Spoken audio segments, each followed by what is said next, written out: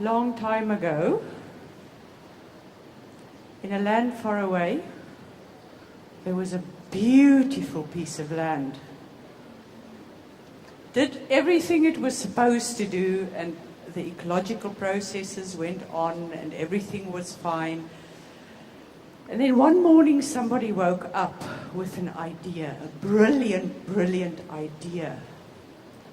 They would put a pump storage scheme up there that would increase the electricity availability in South Africa in peak hour time. And they put up these monsters in the landscape to construct the pump storage scheme. But that wasn't the end of the story, because there's always knights in shining armor. Who of you know what that is? Have you ever seen one? Neither have I, and I've been to Ingula a number of times. And that's what it actually looks like if you're lucky enough to see it up close. But there's also other birds in that area.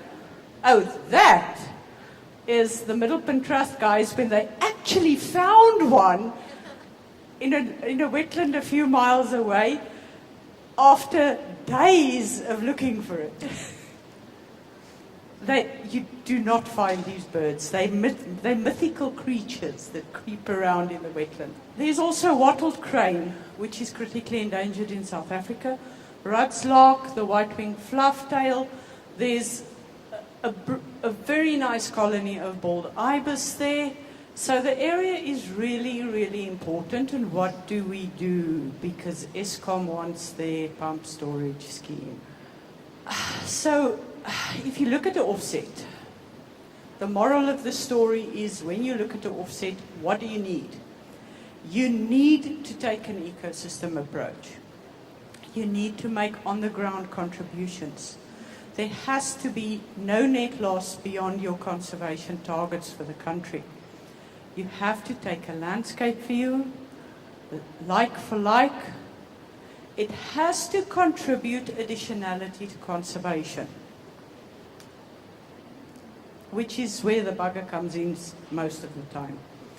Provision for implementing and managing the offset, it has to be there, because dumping an offset on an already overburdened conservation organization is not really a solution.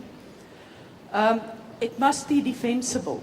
You have to be able to stand up in a court of law and say, this is why you need the offset, this is how you need the offset. And do not ever confuse offsets with trade-offs. Right. So there's Ingula. The two dams are the footprint of the pump storage scheme with, at the bottom, a bit of extra development. The rest of the Bedford wetland will remain intact if it is conserved.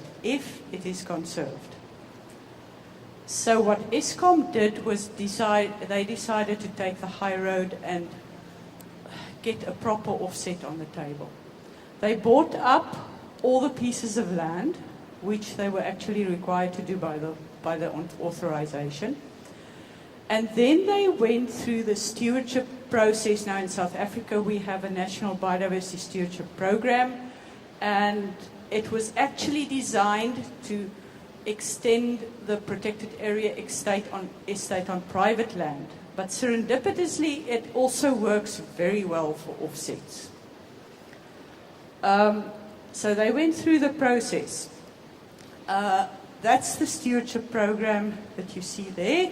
And if you want to know how it works, there's an e-poster that you can see, where you can see how the stewardship process functions. The stewardship process requires a contract. It also requires a management plan for the protected area that is approved by the Conservation Authority. It requires a protected area declaration. It requires, after that, it gets a title deed restriction in perpetuity. And then the Conservation Authority has to audit this every year to see if it meets the standard, if it still functions correctly. The landowner responsibility and the land ownership and the management responsibility remains with the developer in all cases except in the most exceptional. And of course there's the auditing, and then we have a little cherry on top, which is that the developer actually also gets the incentives that goes with the program. And that there's a bit of a tax incentive and there's a property rights incentive. Now for Eskom, the tax incentive was useless because they're a public entity, but the property rights incentive can be quite nice. And what we are ending up with, and we're in the final processes of finalizing it, is 8,400 hectares of high altitude prime grassland that will be formally protected. It will be a nature reserve and it will be part of our protected area estate, and it will be managed by Eskom.